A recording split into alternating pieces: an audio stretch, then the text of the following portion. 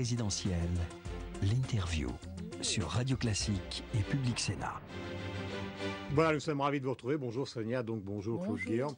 Le moins qu'on puisse dire, c'est que les sujets ne manquent pas ce matin. Le plan grand foie, la sécurité des candidats, le questionnaire évidemment pour l'accession à la nationalité française, et puis cette affaire de Marine Le Pen et du Conseil constitutionnel. Alors on a vu François Fillon dire hier qu'il considérait que c'était une régression si on accédait à l'anonymat, mais si jamais le Conseil constitutionnel finit par décider avant le 22 février que c'est sa recommandation, est-ce que le gouvernement suivra quoi qu'il arrive ? Il est évident que si le Conseil constitutionnel prend une décision qui conduit à la réforme de la loi organique qui est actuellement en vigueur, le gouvernement suivra. Il faudra bien que le gouvernement et le Parlement se débrouillent pour modifier la loi. Cela étant, je ne peux pas préjuger la décision du Conseil constitutionnel. Ce que je voudrais observer, c'est que il y a 43 000 élus qui sont en mesure d'apporter leur pouvoir de présentation, c'est le terme de la loi. Ce serait bien le diable quand même. Mais elle fait pression, Marine Le Pen, ne trouve pas 500 élus sur 43 000. Oui, mais depuis 15 jours, vous l'avez senti, vous connaissez le pays, elle fait une pression considérable. Elle est prise aux députés. On n'est plus du tout simplement en déclaration devant les différents micros. Il y a plus de ressources pour la présentation parmi les maires que parmi les députés. Chacun le sait, puisqu'il y a 36 000 maires. Encore une fois, ce serait surprenant qu'elle ne trouve pas 500 signatures par an. Est-ce que vous pensez, comme François Fillon, qu'elle bluffe sur ce sujet? Écoutez, je n'ai aucun élément. Ce que je peux constater, comme tout le monde, c'est que à chaque campagne présidentielle, son père a fait cela, a indiqué qu'il n'obtiendrait pas les soutiens nécessaires, et à chaque fois, il les a. En 80, il les a pas obtenus. C'est une tradition familiale. Oui, une tradition de parti. Mais François Fillon avait raison aussi de souligner hier que c'est difficile de demander à des maires, qui sont des gens responsables, d'apporter une sorte de soutien à quelqu'un dont ils ne partagent pas les idées, et des idées qui sont très extrémistes. Mais est-ce que, fondamentalement, l'arrière-pensée de Marine Le Pen, c'est de dire que le Parti Socialiste, l'UMP et le pouvoir font tout pour que je ne les obtienne pas, et donc mise sur une défection et ça s'adresse directement à vous et plutôt à Nicolas Sarkozy. C'est-à-dire que l'UMP miserait sur une défection du Front National pour essayer de remonter un terrain qui, pour l'instant, est un handicap dans les sondages. L'UMP ne mise sur rien. Simplement, il y a une loi de la République qui s'applique. Ceci dit, l'histoire du Front National montre aussi que c'est l'addition de beaucoup de tentatives de victimisation. Et je crois que nous sommes là encore face à cette situation. Mais c'est gérable ? C'est-à-dire de dire aux électeurs français de constituer dans peu de temps quand même une élection présidentielle majeure avec 20% d'électorat qui ne serait pas représenté. C'est gérable politiquement ? Très franchement, je l'ai déjà dit à plusieurs reprises, cela m'en semblerait anormal qu'un parti qui peut espérer les scores qui sont annoncés par les enquêtes d'opinion ne soit pas présent. Ceci dit, il y a une loi qui s'applique. Sonia. Autre sujet, le grand froid qui s'abat sur la France, vous l'avez constaté, monsieur le ministre. Est-ce que vous appelez vous-même aujourd'hui, ce matin, les préfets sur le territoire à réquisitionner les gymnases et puis les écoles ?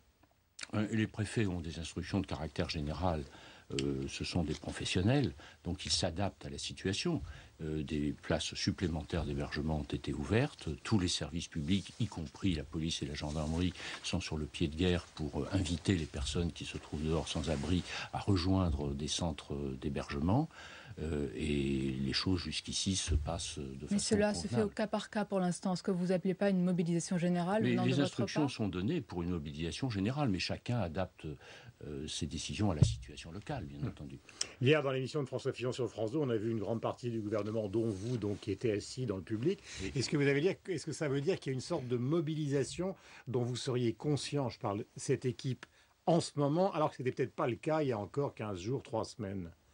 C'était une émission importante, puisque nous approchons vraiment de la campagne, et il est tout à fait normal que le gouvernement soit autour du Premier ministre pour lui manifester son soutien, ses encouragements, et pour aussi témoigner, vous avez raison, d'une mobilisation à l'approche de la campagne. Actuellement... Qui reposerait sur une sous-évaluation de François Hollande, quand même, par une partie de vos troupes, en tout cas de vos partisans, depuis quand même un certain temps. Je ne crois pas que ce soit le cas. Enfin, moi, j'ai souvent entendu le président de la République dire ce qu'il pensait du candidat socialiste. Il a toujours dit que le candidat socialiste serait quelqu'un d'exception, parce que désigné dans une grande famille politique après beaucoup d'épreuves. Et François Hollande n'est pas quelqu'un qu'il faut négliger. Ceci dit, on peut quand même critiquer son programme, ses idées, et puis critiquer aussi quelques traits de sa personnalité. Il y a peut-être besoin de peut-être une nécessité de resserrer les rangs. C'est peut-être cette image qu'on a vue hier, une image qui est quand même constituée par un désir de montrer que tout le monde est uni, ce qui n'était pas forcément le cas, parce que c'est vrai que avec Sonia et d'autres, on interviewe beaucoup de responsables politiques, c'est normal, comme dans toutes les radios. Et quand il y a un micro, tout le monde dit Sarkozy va gagner, et quand on sort du micro, beaucoup de membres de l'UMP ou des membres du gouvernement disent il a quand même très forte chance de perdre. Écoutez, ce n'est pas mon cas. Moi, je dis au micro qu'il va gagner et j'ai toujours dit hors micro qu'il allait gagner. C'est très clair. Mais pourquoi, effectivement, donner cette impression de mobilisation et faire cette mobilisation? C'est parce qu'actuellement, Nicolas Sarkozy n'est pas encore candidat déclaré. Il tient à rester le président en charge des problèmes et des réponses à apporter aux problèmes qu'affronte notre pays. Donc, il faut bien quand même que le gouvernement, que la majorité se mettent en ordre de bataille pour critiquer le programme socialiste, avancer nos idées, les défendre. Je crois que maintenant, le décor est planté. Nous avons, après les déclarations de François Hollande, après le congrès du Bourget, la présentation de son programme, après l'intervention très forte de Nicolas Sarkozy le dimanche dernier à la télévision, nous avons quand même des éléments de choix à proposer aux Français. Il y a deux approches de l'avenir de notre pays qui sont très différentes. Il n'y a plus d'état d'âme. Écoutez, moi je n'ai jamais noté une état d'âme, en tout cas je n'en ai jamais eu. On parle d'idées chocs qui vont arriver dans les prochains jours et les prochaines semaines dans cette campagne de votre part, de la part du président. Sur quel thème, sur quel terrain? Écoutez, le président a déclaré hier qu'il allait livrer des idées chocs. C'est lui qui en a le secret, par définition. C'est lui le candidat. Mais encore une fois, je crois qu'aujourd'hui, nous avons des propositions à faire aux Français, ne serait-ce que celles qu'il a présentées dimanche dernier, qui sont des idées extrêmement fortes. Bon, vous savez, dans le programme de François Hollande, il n'y a rien sur la compétitivité de la France. Rien, je veux dire, que nous n'ayons déjà fait. Il insiste sur l'opportunité de faire de la recherche, de développer les universités, de développer une banlieue industrielle. Tout ça, ce sont des choses que nous avons déjà faites. Donc, en plus, nous disons, il y a un problème majeur qui est celui du coût du travail dans notre pays. Et du reste, beaucoup d'observateurs, de spécialistes de l'économie l'ont noté. Lui, qu'est-ce qu'il fait? Au lieu de réduire le coût du travail, il l'augmente. Il l'augmente par des cotisations sociales supplémentaires et il augmente du reste les coûts globaux de l'économie en prévoyant des impôts supplémentaires. Ce sont des éléments d'un choix et je crois que ce sont des idées fortes en l'espèce. J'ai lu une phrase ce matin avec Sonia dans le Figaro, sous la plume de Charles Jégu, attribuée au président de la République.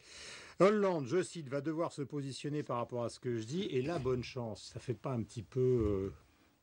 bat-en-guerre? Mais ça exprime la confiance qui est la sienne dans les idées qu'il présente. Il a confiance dans la rationalité des Français. Effectivement, c'est un enjeu qui est tout à fait considérable que celui de ces élections présidentielles et derrière les élections législatives. Nous sommes véritablement, et je pèse mes mots, ça n'est pas grandiloquent, à un tournant de notre histoire. Il s'agit de savoir si nous allons pouvoir reprendre le chemin du développement, et on ne peut pas prendre le chemin du développement en continuant à accroître les charges et en continuant à régler les problèmes d'emploi en faisant des stages parking, des contrats de génération dont Mme Aubry elle-même a dit lors d'un débat télévisé, lors des primaires, que ça ne pouvait en aucune façon fonctionner. Ça coûte énormément, ça ne fonctionne pas. Février ou mars, la candidature? Écoutez, je ne suis pas devin, mais je pense qu'entre la fin février et le début mars, il n'y a pas beaucoup de différence. C'est-à-dire, Monsieur le ministre, qu'en 6 semaines, Nicolas Sarkozy doit inverser la tendance, déplacer des montagnes d'impopularité, convaincre et rassembler son camp, et même ailleurs, en attirer d'autres. C'est une mission impossible? Moi, je suis absolument convaincu que c'est possible parce que il y a deux crédibilités qui sont en cause, la crédibilité des idées et la crédibilité des candidats. Et très franchement, je pense que la crédibilité de Nicolas Sarkozy, d'ailleurs beaucoup d'enquêtes le montrent, pour exercer le pouvoir suprême est là. C'est vrai qu'il souffre d'un défaut d'affection de la part des Français, mais il n'empêche qu'il a fait la preuve de sa capacité. C'est lui le changement? 5 ans après avoir été président, plusieurs années après avoir été ministre de l'Intérieur, aujourd'hui vous dites que Nicolas Sarkozy c'est le changement? Vous savez, gouverner un pays comme la France, ça signifie toujours s'adapter. Le monde change à une allure extraordinaire. Qui en 2007 aurait prévu la crise financière de de 2008. Qui aurait prévu en 2008 la crise financière que nous avons connue en 2011 ? Bon, il faut sans cesse s'adapter. Il a fait une œuvre de modernisation considérable. Il faut la poursuivre. Et c'est vrai que poursuivre la réforme, ça signifie faire le changement. Claude Guéant, on a l'impression que depuis un certain temps, dans votre majorité, il y a un sujet qui est tabou, parce que s'expriment des regrets. Bruno Le Maire et François Fillon disaient, vous y étiez hier, qu'effectivement, dans l'exercice du pouvoir, on a toujours des regrets. On a l'impression qu'il y a une question taboue absolue, c'est la question du style Sarkozy. Abordée par Luc Ferry dans un papier récemment. Alors, est-ce que cette question, il faut qu'elle soit traitée par un livre, comme on le dit ? Est-ce que ça vous paraît nécessaire ou est-ce que c'est totalement, d'après vous, anodin ? Ça n'a pas l'air d'être anodin. Ça n'est pas fondamental. Mais Nicolas Sarkozy a déjà eu l'occasion d'exprimer des regrets sur tel ou tel événement de son quinquennat qui lui a dans été les colonnes reproché. Du Monde. Il l'a déjà fait dans beaucoup de conversations que les uns et les autres ont entendues. Faut-il qu'il exprime sa vision des choses, la façon dont il a vécu sa présidence dans un livre ? On dit qu'il s'en prépare. Vous savez. Ce sera très bien. Ou alors vous n'êtes pas ministre de l'Intérieur. Le ministère de l'Intérieur a beaucoup changé. Guillaume Durand, le ministère de l'Intérieur n'a plus de renseignements généraux. Et c'est une réforme de Nicolas Sarkozy, au demeurant. Mais je crois qu'effectivement, ce serait bien qu'il lève quelques malentendus et qu'il explique la genèse d'un certain nombre de décisions pour que les Français comprennent mieux. Et vous avez un regret, Claude Guéant, parce qu'hier, François Fillon a parlé du flottement autour de la TVA sociale en 2007. Est-ce que vous avez le même regret ? Sinon, sur le plan personnel, quel regret avez-vous après ces 5 années ? Vous savez, le regret que l'on a est surtout dû à la crise que nous avons connue. C'est un peu de la langue de bois. Non, c'est pas du tout la langue de bois, je vais l'illustrer.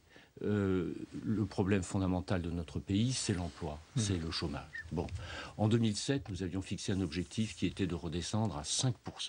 Et nous étions, avant la crise, sur la pente des 5%.